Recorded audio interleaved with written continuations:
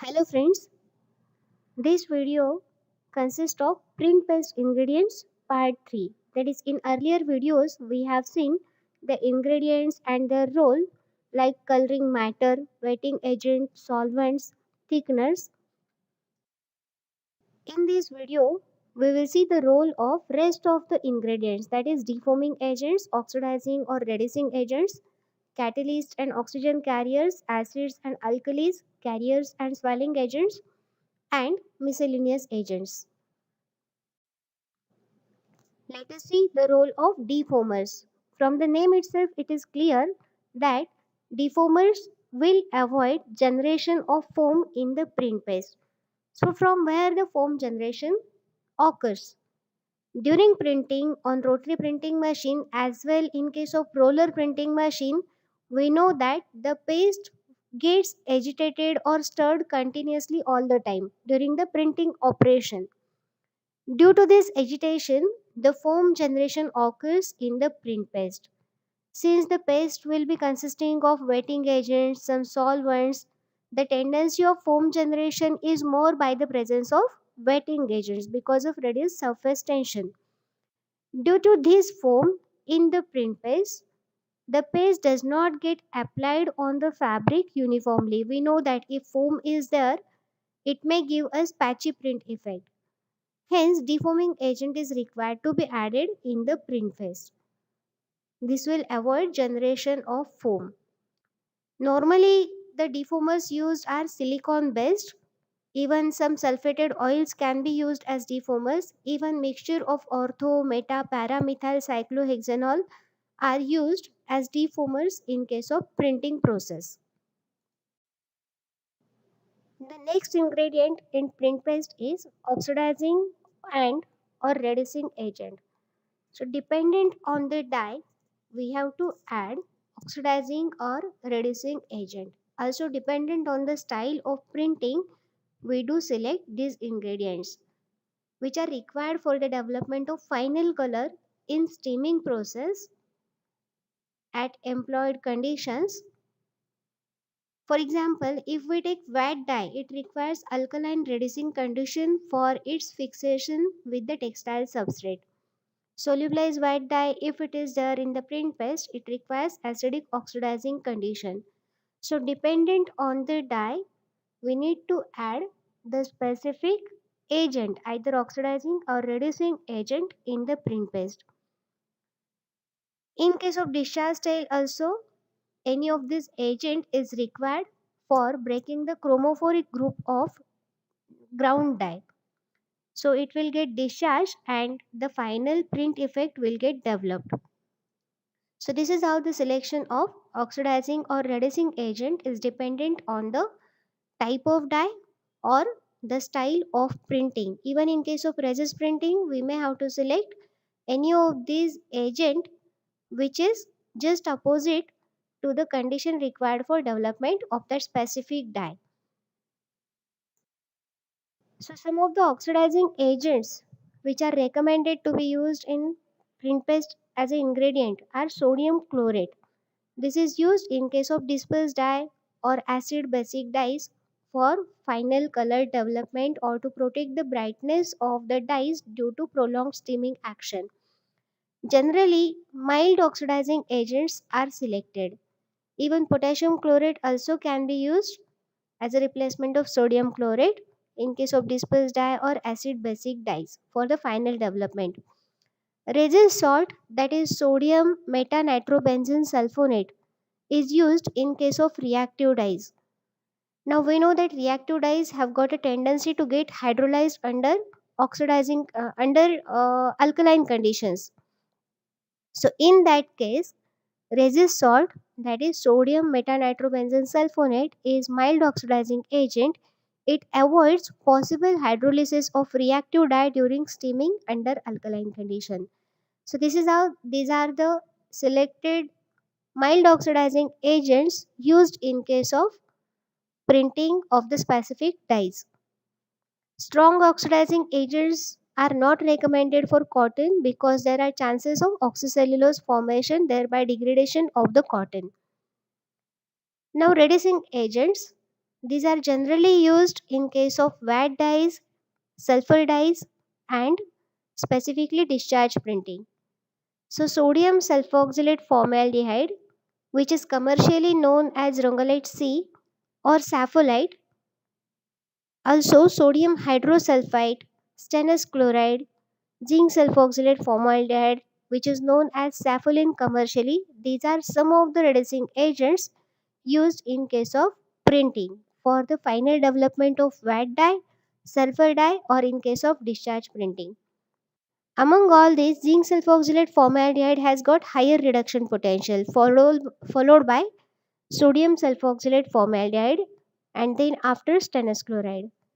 Sodium hydrosulfide is used in case of wet dyeing or wet printing for the leuco wet dye formation. Since it is not stable at room temperature condition also, its stabilized form is nothing but sodium sulfoxylate formaldehyde. When sodium hydrosulfide is treated with formaldehyde at specific conditions, it gives us the stabilized product, that is sodium sulfoxylate formaldehyde, which I told as which is commercially known as Rongalite C or sapholite. So these are some of the reducing agents used in case of printing, dependent on the type of dye or style of printing. The next ingredient in print paste is acid and or alkali. So like oxidizing and reducing agents, dependent on the type of dye in the print paste, either acidic or alkaline pH is required to maintain that specific pH for development of that particular dye.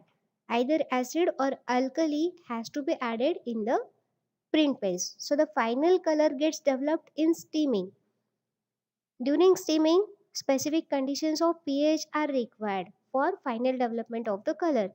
Hence, dependent on the dye, either acidic or alkaline condition can be maintained in the print paste by the addition of any of these agents.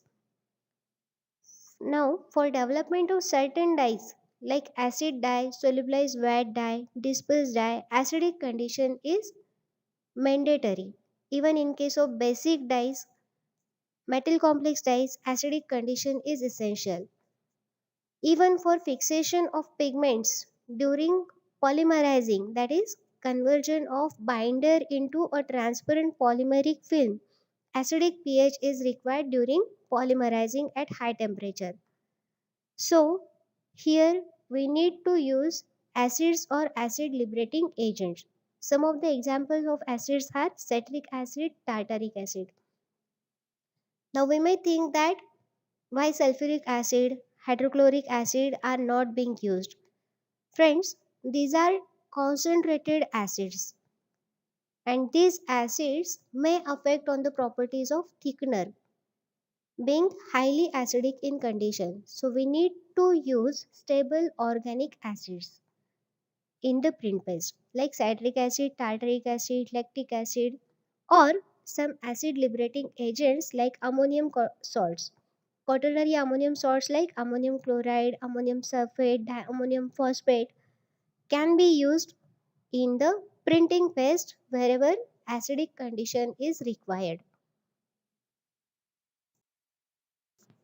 Friends, we know that for the development of certain dyes like reactive dye, wet dye, alkaline condition is essential during steaming. So, in this case, we can make use of strong alkali like sodium hydroxide, potassium hydroxide, or sometimes we can make use of mild alkali like sodium carbonate, sodium silicate, sodium bicarbonate, ammonium hydroxide. So, dependent on the pH requirement, we can either choose strong alkali or mild alkali. Generally, in case of wet dyes, strong alkalis are recommended for the conversion of wet dye into the leuco wet dye. It requires strong alkaline condition. In case of development of reactive dye, mild alkalis can be used. The next ingredient of print paste is catalyst and oxygen carrier. Now, whenever oxidation process is involved in the development of dye or coloring matter, catalysts and oxygen carriers are used. like for development of mineral khaki color or aniline black color. In order to avoid the risk of degradation of cellulose during steaming, catalyst is used so that development of the color is carried out at faster rate. For example, potassium ferrocyanide is there, copper sulfide. These are used as catalyst or oxygen carriers in printing of aniline black, that is nothing but oxidation color. It gives us jet black color on the fabric. Even ammonium vanadate is used in the case of development of wet dye. Anthraquinone paste is used as a reduction catalyst in discharge tallow printing using stannous chloride. Now, stannous chloride has got moderate reduction potential. In that case, to fasten the rate of reduction process, anthraquinone paste can be used.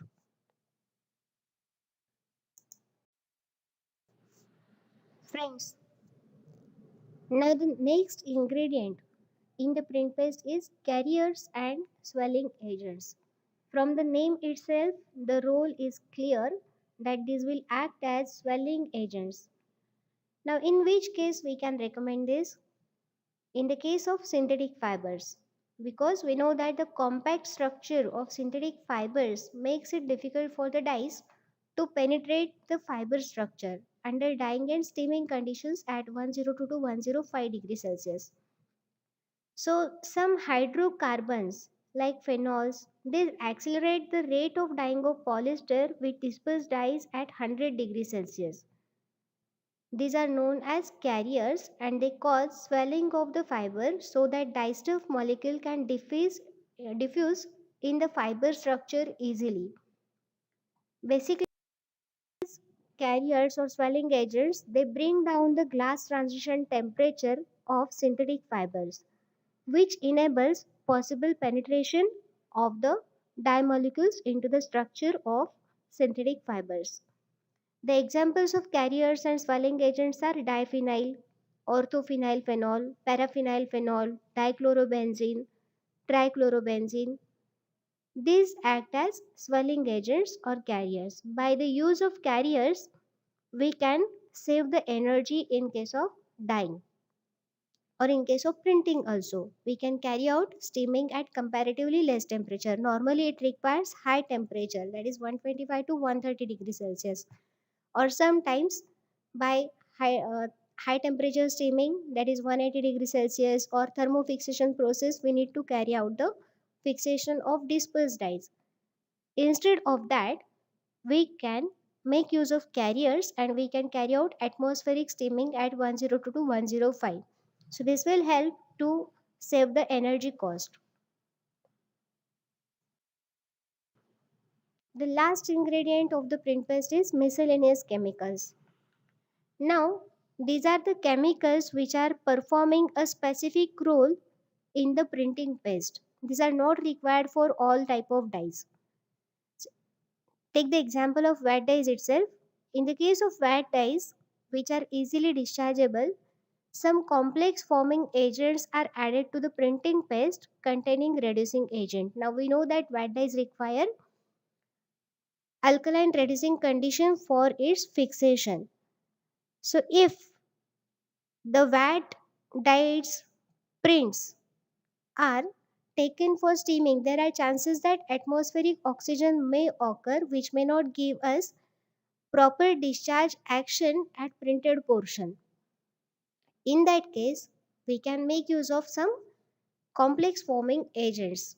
During steaming, the dye at printed portion, it will get reduced and solubilized, and this dye will get reacted with the complexing agent, and thus we can avoid its reoxidation and conversion into the parent form. So it will remain in the soluble form that can be washed out easily during washing. So since it is soluble in boiling alkaline solution, or it can get subsequently removed by the alkali after treatment to produce white discharge effect on the colored ground. So it is difficult to get discharge effect, that too white discharge effect on the colored ground in case of wet dyes because of the possibility of oxidation during the process. So we need to avoid this oxidation process. We need to keep the wet dye into the in a soluble form, leuco-wet dye form. It will get converted into a complex by addition of these complexing agents, and later on it can be washed out easily by alkaline condition. So this is how we can get white discharge effect on the colored ground in case of wet dyes. For example, the commercial names of these miscellaneous chemicals are Leukotrope W and Leukotrope O. Leukotrope W is used in case of white discharge on wet dyed ground. Leukotrope O is recommended in case of yellow discharge on the wet dyed ground. So in case of wet dye, it is difficult to get the discharge effect because of it requires alkaline reducing condition for its conversion into leuco-wet dye form, and requires later on oxidation for conversion of leuco-wet into the parent form. So because of atmospheric oxygen, it becomes very difficult to get proper discharge effect on wet dyed ground. In this case, these certain complex forming agents are important, that is leukotrope W and leukotrope O. Through these three videos, we have seen all the ingredients of print paste, that is part 1, part 2 and part 3. Based on these three videos, some questions can be asked frequently. Very first is enlist various print paste ingredients with examples, classify coloring matters, classify thickeners with examples, differentiate between oil in water and water in oil emulsion thickener, state the essential requirements of the thickener, explain the role of thickener in printing, state the advantages and disadvantages of all the thickener systems, and state the role of all ingredients in printing paste. In the next video, we will see direct sale of printing by using various dyes. Thank you.